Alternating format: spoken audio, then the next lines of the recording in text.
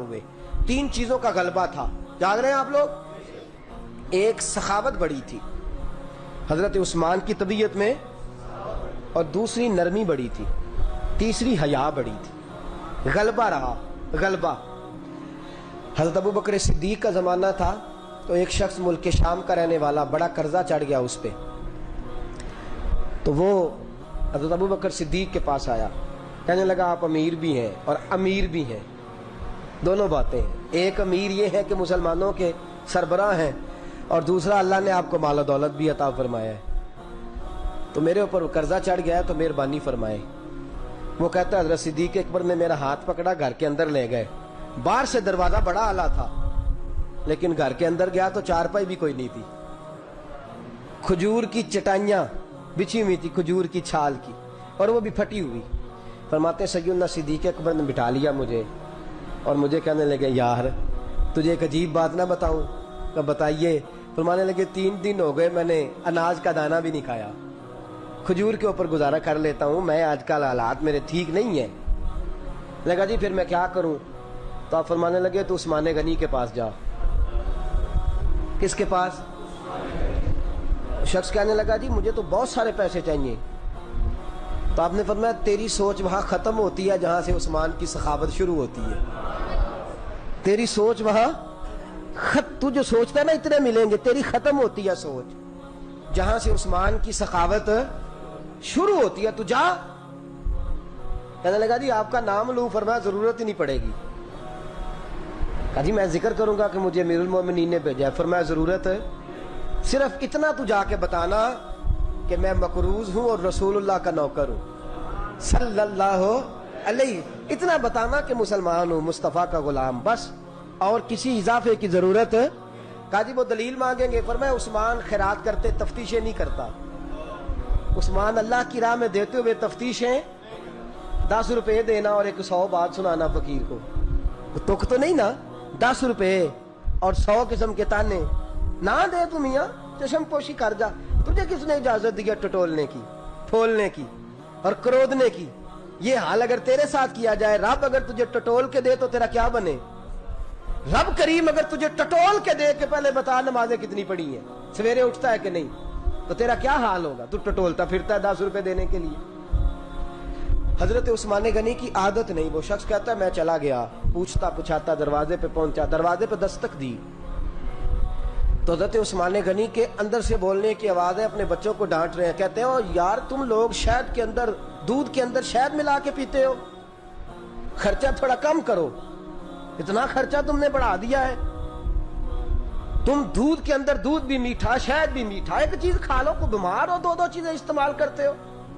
کہتے ہیں میں نے کہا ابو بکر تو بڑی باتیں بتا رہے تھے، اور اس قسم کے کئی واقعات حضرت عثمان غنی کے ساتھ ہوئے. وہ تو بڑی باتیں بتا رہے تھے، اور یہ آدمی دودھ شہد سے لڑائی کر رہا ہے، اور مجھے کئی 1000 درہم چاہیے، دینار چاہیے، مجھے دے گا؟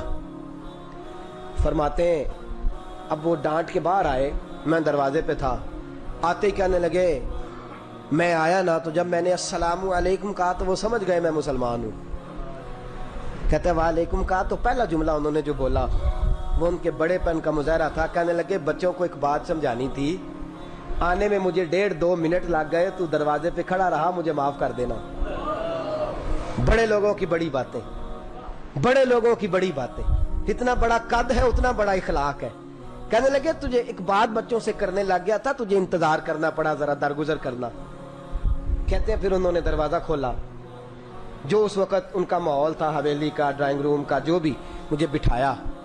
کہتے ہیں میرے لیے جو پہلی چیز آئی وہ دودھ کے اندر شہد ڈال کے وہ لائے.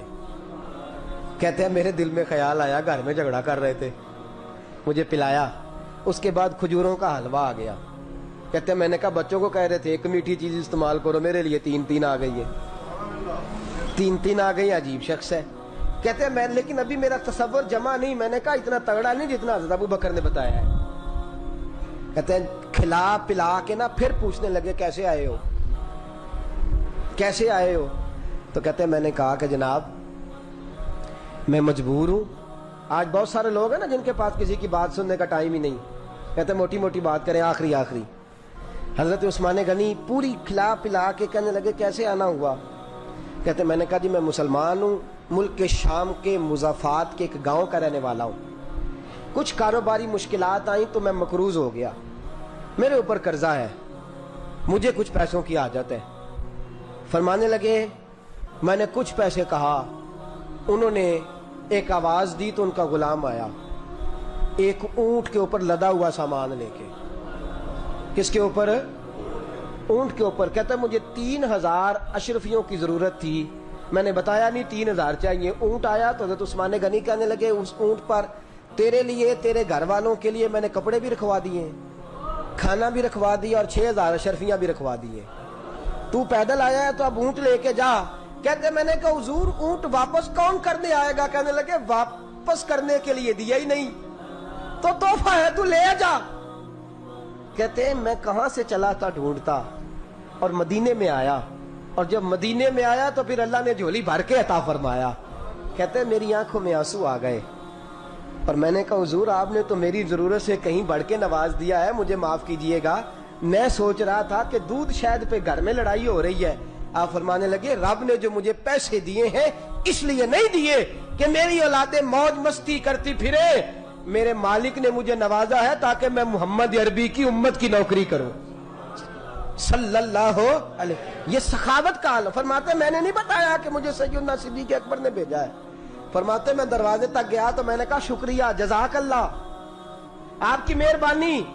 تو مسکرا کے فرمانے لگے میرا شکریہ ادا نہ کر, ابو بکر صدیق کا کر. میرا نہ شکریہ ادا کر, شکریہ ابو بکر صدیق کا جس نے تجھے یہ رستہ دکھایا ہے. فرماتے میں نے کہا حضور آپ فرمایا جاؤ جاؤ جاؤ, تمہارا کام ہو گیا نا, تفصیلات میں نہ جاؤ. یہ شان سخاوت سیدنا عثمان غنی رضی اللہ تعالیٰ عنہ کی, اور میں بیان کر چکا چند جمعے پہلے ہی کہ مصطفیٰ کریم کے گھر کے اندر اگر کھانا نہیں نہ پکتا تو یہاں تو لوگوں کو نذرانہ دے کے بھیج دیتے ہیں, لیکن اگر پتہ چلے نا حضور کے گھر میں کھانا نہیں پکا تو وہ شخص جو اس زمانے کے اندر ارب خرب پتی ہے وہ راشن لے کے آتے ہیں اور نبی پاک کے گھر میں آ کے چولہے میں آگ بھی خود جلاتے ہیں, اپنے ہاتھوں سے روٹیاں پکاتے ہیں, اور غلاموں کی طرح, فقراء کی طرح, نوکروں کی طرح وہ دسترخوان بھی بچھاتے ہیں, اس کے اوپر کھانا بھی